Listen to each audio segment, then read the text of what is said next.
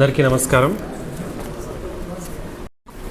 రెండు అంశాలపైన జిల్లా ప్రజలందరికీ కూడా మీడియా మిత్రుల ద్వారా తెలియచేద్దామని అనుకున్నాం. ఒకటి, మీ అందరికీ తెలుసు, 21వ జూన్ ప్రతి సంవత్సరం ఇంటర్నేషనల్ యోగా డే ఆచరించుకుంటాం.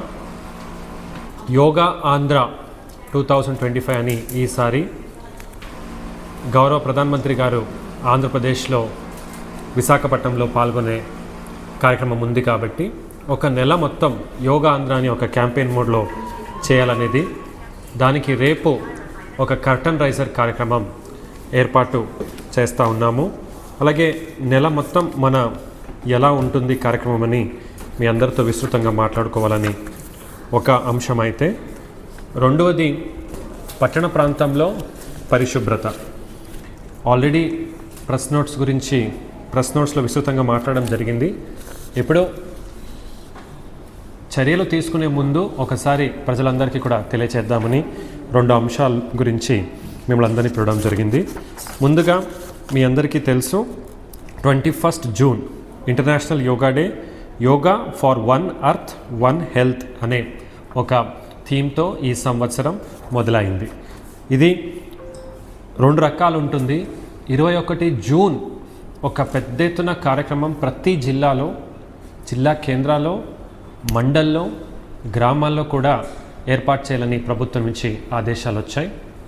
అలాగే రేపటి నుంచి మొదలుకొని 21 మే నుంచి 21 జూన్ దాకా వివిధ కార్యక్రమాలని ఏర్పాటు చేయటం. సో ఈ కార్యక్రమాల్లో అందరూ కూడా పాల్గొనాలి. గతసారి సూరత్లో ఒక రికార్డ్ బ్రేకింగ్ ఈవెంట్ చేస్తే ఈసారి దాదాపు 2 కోట్ల మంది యోగాని ప్రాక్టీస్ చేస్తూ దాన్ని ఒక క్యాంపెయిన్ మోడ్లో తీసుకెళ్తూ ఆ రికార్డ్ని బ్రేక్ చేయాలని ఆంధ్రప్రదేశ్ ప్రభుత్వం ఆలోచిస్తూ ఉంది. దానికి అందరూ కూడా తరలి వచ్చి ప్రోత్సహించాలని కోరుతున్నాను.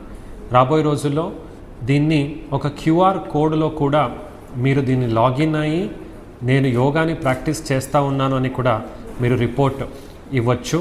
అది కూడా త్వరలో మీ అందరికీ తెలియజేస్తాం. అలాగే వివిధ రోజులో క్యాలెండర్ ఆఫ్ యాక్టివిటీస్ ఉంటుంది. అంటే ఒకరోజు 70+ వయోవృద్ధులు మాత్రమే పాల్గొంటారు. ఇంకొక రోజు పర్యాటక ప్రదేశాల్లో యోగాని చేస్తాము. ఇంకొక రోజు విద్యార్థులు మాత్రమే చేస్తారు. ఇవన్నీ చేయడంతో రేపు కర్టన్ రైజర్తో మొదలుకొని చివరి రోజు ఒక పెద్ద ఎత్తున కార్యక్రమం మనం చేయాలని. అంటే ఇందులో వైడర్ పార్టిసిపేషన్ అనేది ముఖ్యం. అంటే అందరూ కూడా యోగాసన నుంచి ఉన్న బెనిఫిట్స్ని అందరూ కూడా తెలుసుకున్నాం. అయితే ఇప్పుడు ప్రతి ఒక్కరిని కూడా టచ్ చేస్తూ, ఆ ప్రాక్టీస్ చేస్తూ మీ ఆరోగ్యానికి మీరు బాధ్యతని తీసుకొని అందరూ కూడా ఆరోగ్యంగా ఉండాలని. అదే స్వర్ణాంధ్రప్రదేశ్ చూసుకుంటే అందులో హ్యాపీ అండ్ హెల్దీ సిటిజన్ అనే ఒక మాటలు కూడా గౌరవ ముఖ్యమంత్రి గారు తెలియజేస్తూ ఉంటారు. దాని గురించి ఇది ఒక ప్రయత్నం అన్నమాట.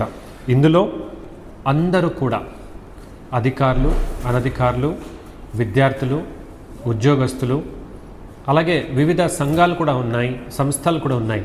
బ్రహ్మకుమారీస్ ఉన్నారు. అలాగే యోగాని ప్రాక్టీస్ చేస్తున్నటువంటి వాళ్ళు ఉన్నారు.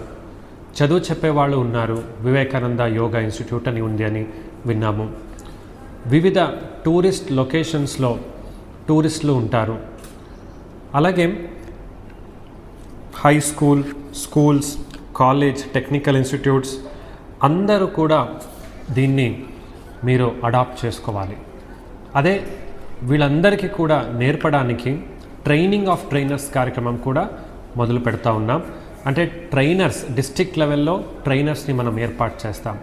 దీనికి ఫిజికల్ ఎడ్యుకేషన్, ఫిజికల్ డైరెక్టర్స్గా ఉన్నవాళ్ళు, దాన్ని చదువుకున్న వాళ్ళు, వాళ్ళందరినీ కూడా ఆమంత్రిస్తున్నాను. మీరందరూ కూడా, మీకు కూడా లింక్స్ అనేది కూడా తెలియజేయడం జరుగుతుంది. ఆ లింక్లో మీరు ఎన్రోల్ అయ్యి దాన్ని మీరు రిజిస్టర్ అయ్యి ఆ 5-day ట్రైనింగ్ ప్రోగ్రాంలో పాల్గొన్న తర్వాత మీకు సర్టిఫికేట్ వస్తుంది. ఆ సర్టిఫికేట్తో మీరు మిగతా వాళ్ళకి కూడా యోగాని నేర్పొచ్చు. అదే సింపుల్ ప్రోటోకాల్. అంటే ఆ రోజు 21 జూన్ కూడా మనం ఏం చేయబోతాము అనేది కూడా ఒక ప్రోటోకాల్ ఉంది. ఆ లింక్స్ కూడా షేర్ చేస్తాము. వివిధ వీడియోస్ ఆ రోజు అందరూ కూడా కలిసి చేసేది ఏమిటి, అన్ని రకాల అంటే సింపుల్గా చాలా డీప్గా లేకుండా అందరు కూడా చేయగలిగే ఒక ప్రోటోకాల్ కూడా కేంద్ర ప్రభుత్వం ఏర్పాటు చేసింది. దాన్ని కూడా ప్రాక్టీస్ చేయడం, అలాగే మండల్ స్థాయి గ్రామ స్థాయిలో కూడా ట్రైనర్స్ని ఏర్పాటు చేయాలనే ఆలోచన ఉంది. ముఖ్యంగా మనకు వైడ్ పబ్లిసిటీ అవసరం ఉంది. అందరూ కూడా రేపటి నుంచి మొదలయ్యే ఈ క్యాంపెయిన్లో అందరూ కూడా పాల్గొనాలని ప్రింట్, ఎలక్ట్రానిక్ మీడియా మరి సోషల్ మీడియా వాళ్ళు అందరూ కూడా దీన్ని బాగా పబ్లిసైజ్ చేయమని కోరుతా ఉన్నారు. ఈ నేపథ్యంలో ఫస్ట్ రేపు మనకు వర్షం ఉండడం వలన మన డిస్ట్రిక్ట్లో స్పోర్ట్స్ డిపార్ట్మెంట్ ఆధ్వర్యంలో ఉన్నటువంటి ఇండోర్ స్టేడియంలో రేపు పొద్దున ప్రోగ్రాం చేసుకున్నాము. ఇందులో 7:20కి మనకు యోగాసన డెమాన్స్ట్రేషన్ ఉంటుంది. అలాగే రేపటి నుంచి మొదలుకొని వివిధ కాంపిటీషన్స్ పిల్లలకు ఉంటాయి.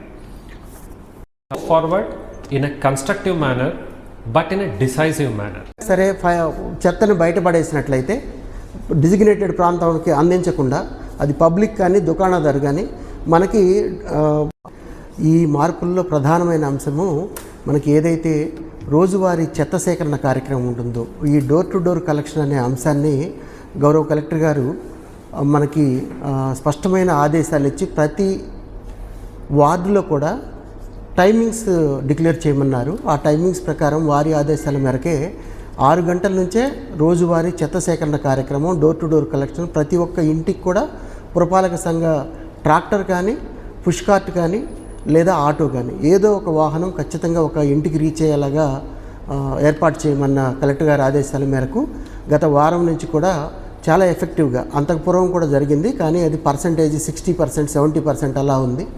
అది కాకుండా 100% డోర్ టు డోర్ కలెక్షన్ చేసే ఏర్పాటుని చేసుకుంటూ వెళ్తున్నాం. అదేవిధంగా ప్లాస్టిక్ వేస్ట్ మేనేజ్మెంట్కి సంబంధించి కలెక్టర్ గారు స్పష్టమైన ఆదేశాలు ఇచ్చారు. ఆల్రెడీ ప్రతి ఒక్క షాప్స్ ఇక్కడ ఏవైతే 56 షాపులు ఉన్నాయి అనంతపురం పట్టణ పరిధిలో, ఈ 56 మందికి కూడా నోటీసులు ఇచ్చేసాం. ఆల్రెడీ మీ దగ్గర ఏదైతే సింగిల్ యూజ్ ప్లాస్టిక్ నిషేధిత పదార్థంగా ఉన్నట్లయితే దాన్ని ఎట్టి పరిస్థితుల్లో డిస్పోజ్ చేసుకోవాలి, ఉన్నట్లయితే ఫైన్స్ వేస్తాము, యాక్ట్ ప్రకారం చర్యలు తీసుకుంటామని. అదేవిధంగా పబ్లిక్ నోటీస్ కూడా జారీ చేశాం. పబ్లిక్ కూడా దీన్ని ప్లాస్టిక్ ఆల్టర్నేటివ్స్ ఏవైతే ఉన్నాయో ప్రత్యామ్నాయ సంచుల్ని వాడే విధంగా ఉండాలని పబ్లిక్ నోటీస్ కూడా జారీ చేయడం జరిగింది. దీనికి సంబంధించిన కౌన్సిల్ రెజల్యూషన్ కూడా తీసుకున్నాము. ఇక మిగిలిపోయిన ఫేజ్ ఏంటంటే ఫైన్ ఇంపోజింగ్ ఫేజ్లోకి వచ్చాము. దీన్ని తప్పనిసరి పరిస్థితుల్లో ఖచ్చితంగా ఎవరైతే ఎన్నిసార్లు అవగాహన చేసినప్పటికీ మారకుండా ఉన్నారో వారందరికీ కూడా షాప్ ఓనర్స్ ఎవరైతే ఉన్నారో వీళ్ళందరికీ ఫైన్స్ వేయడం, అలాగే యూసేజ్ ఉన్న వాళ్ళకు కూడా ఫైన్స్ వేసే కార్యక్రమం రేపటి నుంచే ప్రారంభిస్తూ ఉన్నాము గౌరవ కలెక్టర్ గారి ఆదేశాల మేరకు. అదేవిధంగా మనకి పట్టణంలో సుమారు 11,000 షాప్స్ ఉన్నాయండి.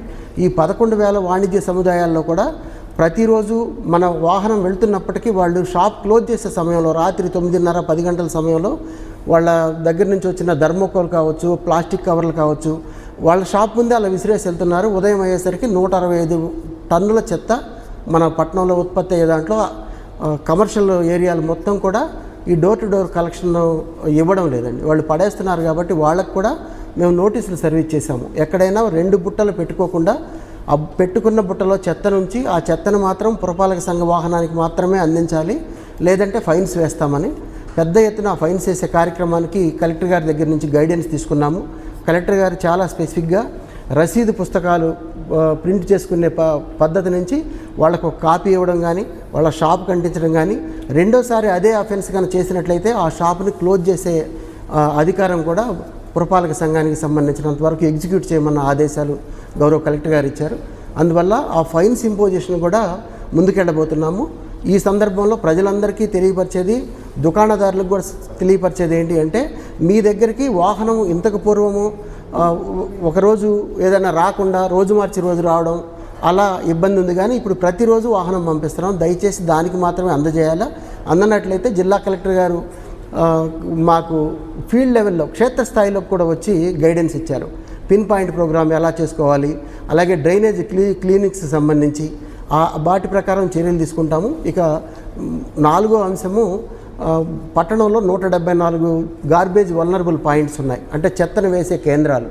వాటికి మొన్న 3rd సాటర్డే రోజు గౌరవ కలెక్టర్ గారు ఈ జీవీపీసీని గ్రీన్ పాయింట్స్ కింద కన్వర్ట్ చేయడం కోసం ప్రజల్లో కంపల్సరీ అవగాహన వచ్చేలాగా ప్లాంటేషన్ చేయమన్నారు.